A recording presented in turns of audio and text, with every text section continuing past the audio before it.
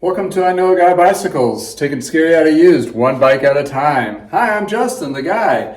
So today we're going to go over number 17 of the top 20. Checklist of making sure when you're looking for a used bike, it's safe to ride. And this one is serial numbers. It may be a simple thing, like on cars have VIN numbers, bikes have serial numbers. And they are kept within the registry of the manufacturer, so it can tell you where it went to be sold. That's how they track for recalls and so forth. Being inventory and service manager myself over the years, that's where you become very familiar with those serial numbers.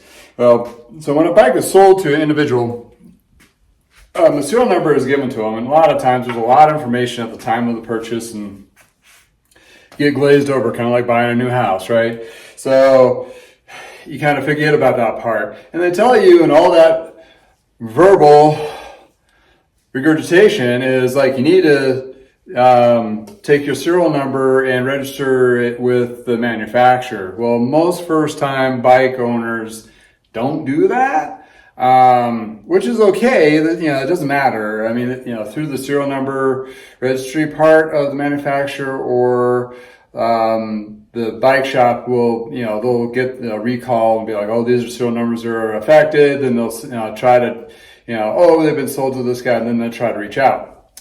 Problem being is some of those shops are no longer around. The only thing that's really sticks out is within the first year or two for recalls, for the parts and so forth, because bike manufacturers only back their product up for a couple years.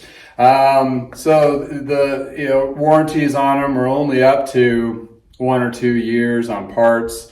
Lifetime on the frame though. So that's the thing you want to consider on that part if you're buying new. But you're buying a used bike, unfortunately, those don't transfer over, but you still want your serial number.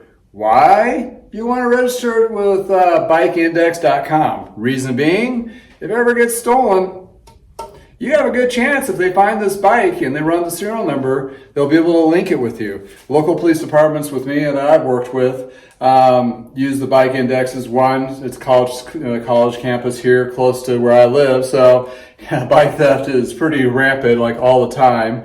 And that's where they've been able to track a couple of these since they did Bike Index their serial numbers. They found their bikes like in Chicago and able to get their bike back, which is cool. But when you're purchasing a bike or a used one, before you buy it, flip it up. Well, first, flip it over anyway to take a look at it, see if there's anything down here that might be scary. One bike I came across had a cracked carbon down here. Another one has some pretty good dings and stuff. So you want to inspect the bottom of the bike, and that's something that I sometimes forget to do. And heaven forbid anybody's doing this for the first time is not going to know that. And when you're a bike mechanic, well, that's one of the things you do see, but you flip the thing up to look at and to work on some parts. So I'm very averse of what the bike is supposed to look like underneath, but that's where the serial numbers usually live, is underneath this bottom bracket area. And the Trek one actually has it says serial number on there with the barcode and so forth. So these are pretty nice and easy to identify. And the second one is kind of like, it's more of a stamp, and these are harder to see because they have a cable guide on top of it.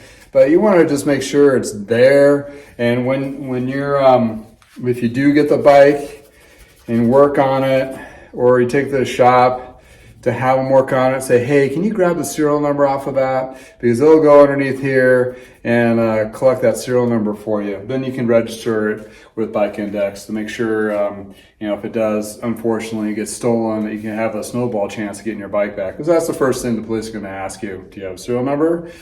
Even if it's used, it's like, all bikes I have their serial numbers. Why? If they disappear, I want to make sure, maybe I can get my stuff back, but, make sure that I don't have any problems with the insurance company on top of that too. Anywho, and bikes are considered personal property within your homeowners insurance usually covers that. So make sure you check your policy, especially if you have more than one like me.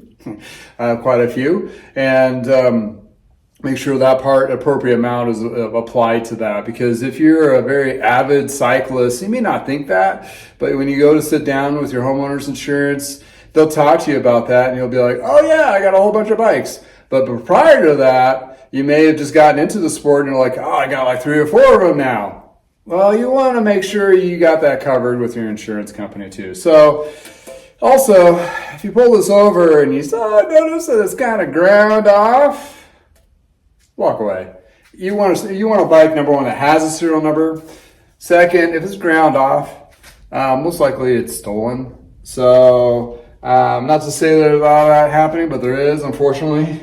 So that's another thing you want to double check and make sure that the bike has a serial number, first off. Second, you know where it is to identify it and be able to capture that number to register it, and that kind of thing. So if it is reported, it could be, reported to be stolen. And someday down the line, I check every bike that I get.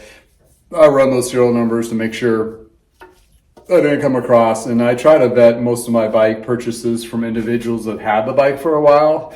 Best case scenario is the original owner, but that's not always the case. But I try not to buy from flippers, particularly because they're just grabbing bikes and just throwing and, selling them for a couple $100 more. I'm a professional. I'm a shop owner. What I do is I completely strip them down to the frame like this, and I rebuild them. And in the course of that, I'm double checking a lot of things for safety, but also, making sure that I have a serial number to work off of to double check for myself as well as the person I sell the bike to. And when I do sell a bike, most of the time, if I don't forget, I try to send out a little new email that has that captured information for the new owner. So, and the link to Bike Index to register it. So that's kind of a little extra step that I try to do to make sure your bike stays with you, because a lot of people that get into cycling and it's like part of their life. It's some people, it's part of their appendage, and it's like they take their bikeways, they're like taking their arm off, and that's very true. And for cycling, it's something, it's a risk of people stealing them. So yeah, be mindful if you take this nice high Project One frame out for a ride and you stop in and go grab yourself a Slurpee at your 7-Eleven. You make sure it's secure, or if you have your buddy with you to watch it while you walk in. Because these things, I've heard of people, the craziest one I heard from somebody stealing a bike was they were driving it was in Colorado Springs, they were stopped at a stoplight, somebody ran out from the street, and they had their bikes on the bike rack on the back of their car, and they just popped the 2 little levers off of it and just took their bike. Stole their bike as they're driving their vehicle. Blows my mind. So I lock up my bikes when they're on bike racks. Even though I'm knowing I'm not going to go in anywhere, that really justifies, like, hey, just lock it up just in case somebody doesn't swipe it while you're stopped at a stoplight. I mean, that was the craziest one. So maybe that person has some serious issues, serious desperation in their life. But anyway, that's serial numbers. If you like videos like this, and please subscribe. Again, thank you for spending time with me, and have a wonderful day from the garage.